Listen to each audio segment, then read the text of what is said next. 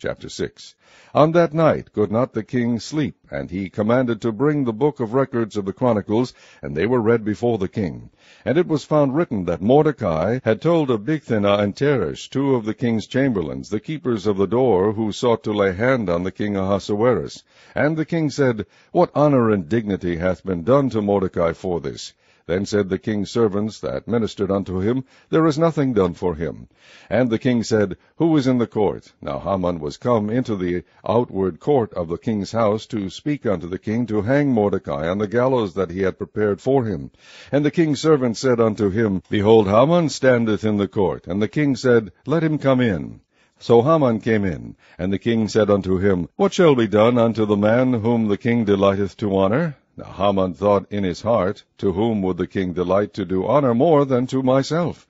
And Haman answered the king, For the man whom the king delighteth to honor, let the royal apparel be brought which the king useth to wear, and the horse that the king rideth upon, and the crown royal which is set upon his head. And let this apparel and horse be delivered to the hand of one of the king's most noble princes, that they may array the man withal whom the king delighteth to honor, and bring him on horseback through the street of the city, and proclaim before him, Thus shall it be done to the man whom the king delighteth to honor.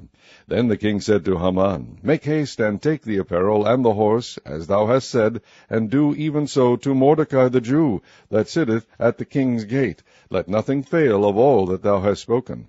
Then took Haman the apparel and the horse, and arrayed Mordecai, and brought him on horseback through the street of the city, and proclaimed before him, Thus shall it be done unto the man whom the king delighteth to honor. And Mordecai came again to the king's gate, but Haman hasted to his house mourning, and having his head covered. And Haman told Zeresh his wife and all his friends everything that had befallen him.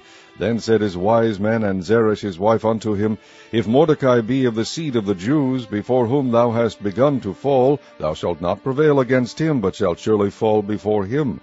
And while they were yet talking with him, came the king's chamberlains, and hasted to bring Haman unto the banquet that Esther had prepared.